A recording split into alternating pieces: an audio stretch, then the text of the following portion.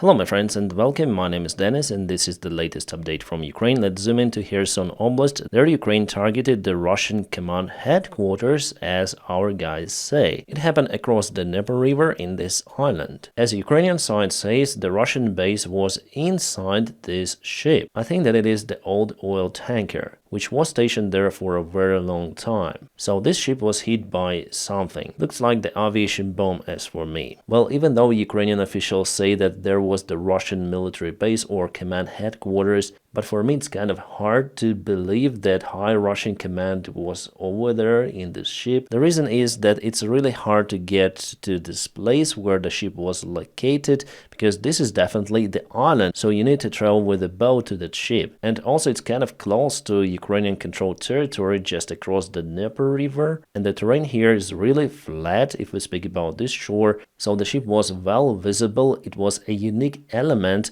on the shore, which attracts lots of the attention. So if I was a Russian commander of any kind of the rank, I wouldn't go there. It is basically too dangerous. Also, there are no fights happening in this place. There are some local fights in Crimea, for example, and also near to Aleshki, but I don't think that those required immediate attention of the Russian command headquarters to be at the edge of the front lines. If we speak about Robotyne, for example, I would agree with that scenario that Russian command could be somewhere near. They have poor communication and organization of their army in general. Still, that's why they had some of their general losses. They were forced to go and command right at the edge of the front lines. So here it is a possible variant, but not in the place where the ship was kaputted. Well, I'm not saying that the Ukrainian version is not possible. Yes, there is the chance, especially after we see this boat very close to the ship. Sorry guys, it is not a boat, it is a part of the ship which is separated after explosion. Maybe Russians put some sort of the communication antennas on the ship and were using it as some sort of the radar or communication device. But again, for the Russian military command to be on that boat,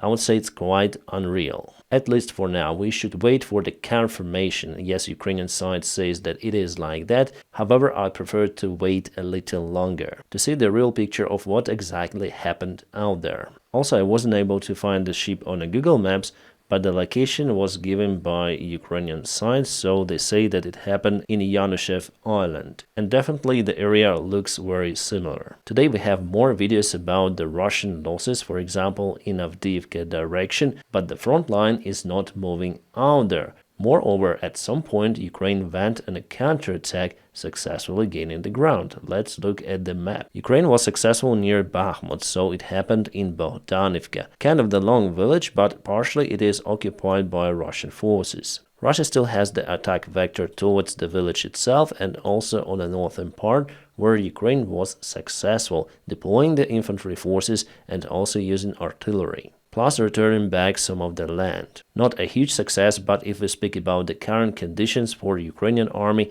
then we are in lack of the resources. This is just a miracle that the Ukrainian army is able to counterattack at some point. Those Ukrainian counterattacks are quite small, but nevertheless they bring some success and also improve morale of the Ukrainian army and I think of Ukrainians in general. Because recently Russia occupied Avdiivka and also some of the villages. So here is the Avdiivka town. For today the front line over here is not moving. Now let's check out the situation in Robotyne. As you can see, Russia has multiple attack vectors. It happened actually yesterday. They tried to enter the village. They entered the village but were absolutely ambushed.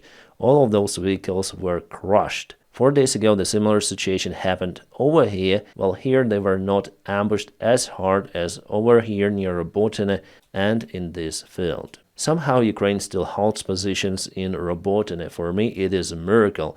Probably Ukraine is using the defense lines which Russia built before. Because if you look at this military map, you'll see many of the defense lines. By the way, not all of them are shown on this map. Now let's go to Liman direction. Russia tries to get to Terny, but today Ukraine repelled their attack from Yampelivka village. So Russians have this attack vector here, but Ukraine struck not from Yampelivka, sorry, but from Terny using even tanks. So Russia wasn't able to gain more territories. The only place where Russia was successful recently is near to Marivka in their attack towards Georgievka. As you see, they advanced quite a lot towards this village, and their intention is to attack it from the northern side, simultaneously moving from this place too. Sadly, but this Russian attack wasn't ambushed, but they stopped at some point. Alright, from the other source I got the information that definitely Russian vehicles were ambushed out there. The Russian attack was stopped by Ukrainian FPV drones. Alright, we have just received a new military map update, so definitely we have the confirmation that Russian forces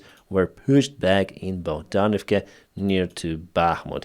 Just a little small win, but still it is a win. President Zelensky said that the main offensive of the Russian army was stopped. He says that the current situation is much better than it was a couple of months ago. Also, he stated that Ukraine doesn't really need the NATO soldiers on its own territory, but rather NATO instructors, or the maintenance personnel which is already in Ukraine maintaining the Scalp or Storm Shadow cruise missiles, as we know it from the open sources. For example, Chancellor Scholz said about it. President Zelensky said that Russia has the advantage by around 20 kilometers in a long-range weaponry over Ukraine. He also talked about the reckless Russian attack on Odessa. Then Zelensky was together with the Greece Prime Minister, so Zelensky is sure that Putin is out of reality because of this case. He also said that Putin is sick. About the possible peace deal with Russia, Zelensky is sure that it will be just a break for Putin to update his army a little and then strike again. I also think that it could be like that. Again, the main goal of Putin is to seize Ukrainian existence. At the same time, President Zelensky doesn't believe that Russia would use nukes.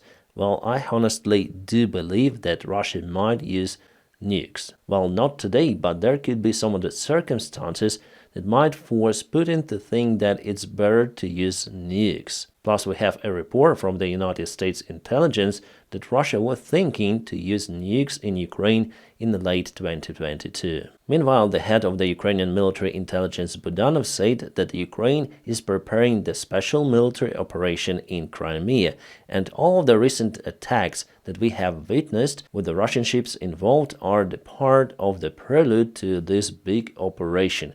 It could be the landing operation of Ukrainian army in Crimea that might happen this year.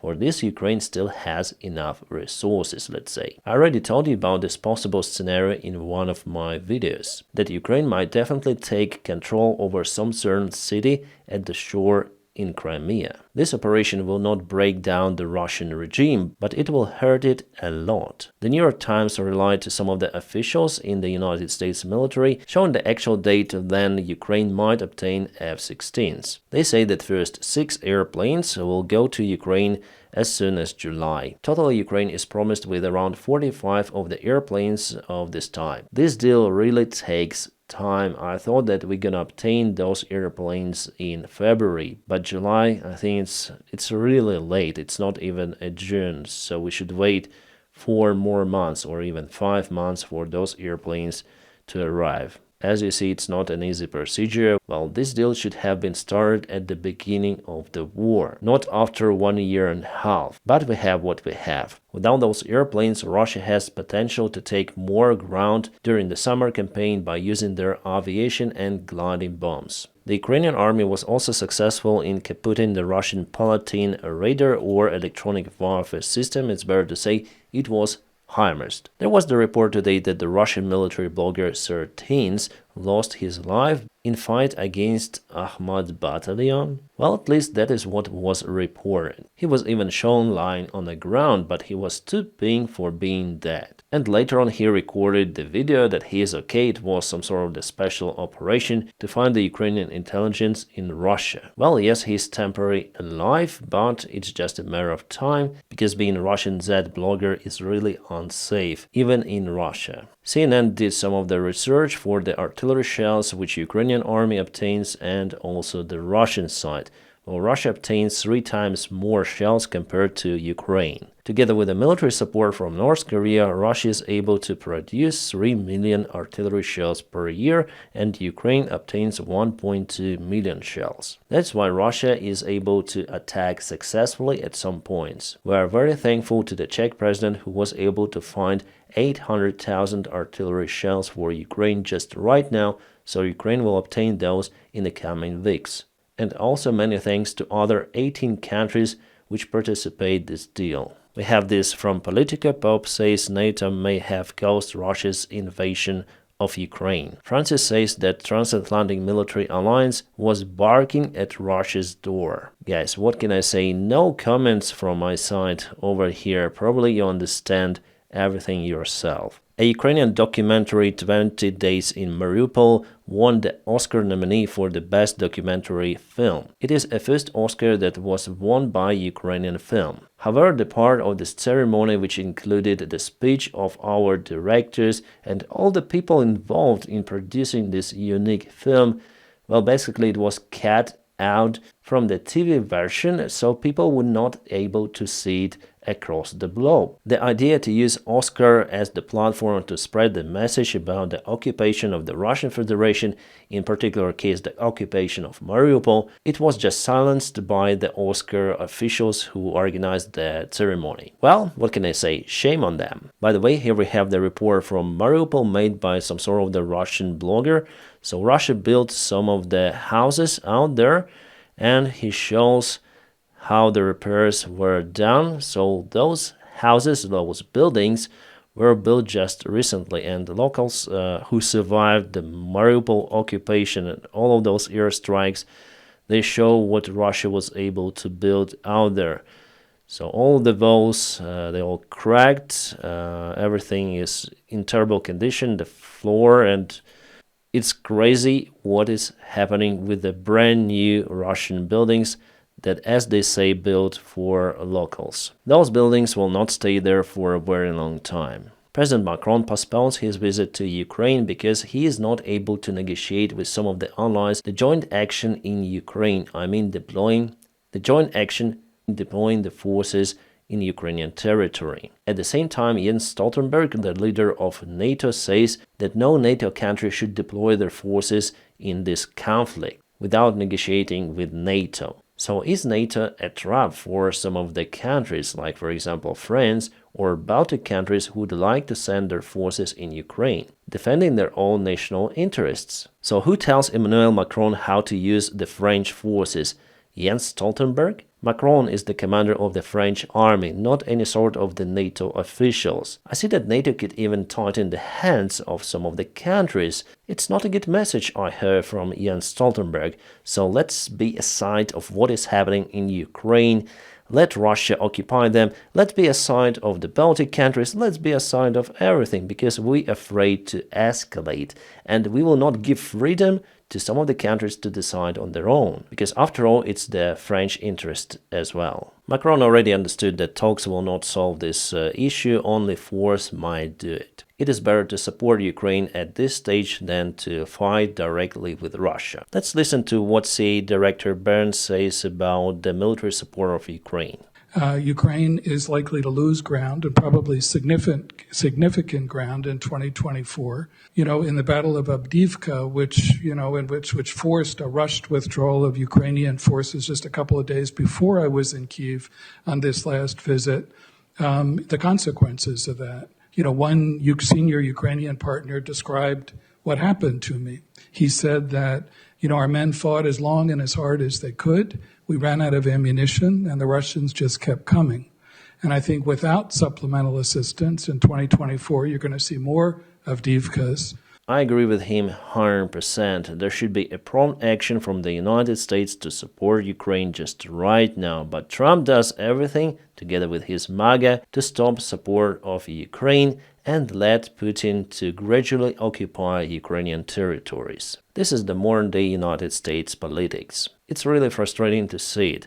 So Trump wants to negotiate with Putin. By doing so, he will not end this war, but Putin will obtain the time to reform his army and start attack once again. Also, other American allies would understand that nothing would secure them. Only nukes are able to do it, and Ukrainian history shows it. It was a very, very big mistake from Ukraine to give up nukes, but the United States told us to give them up and they will protect us. There is no protection. Sorry, my American friends, but it is true.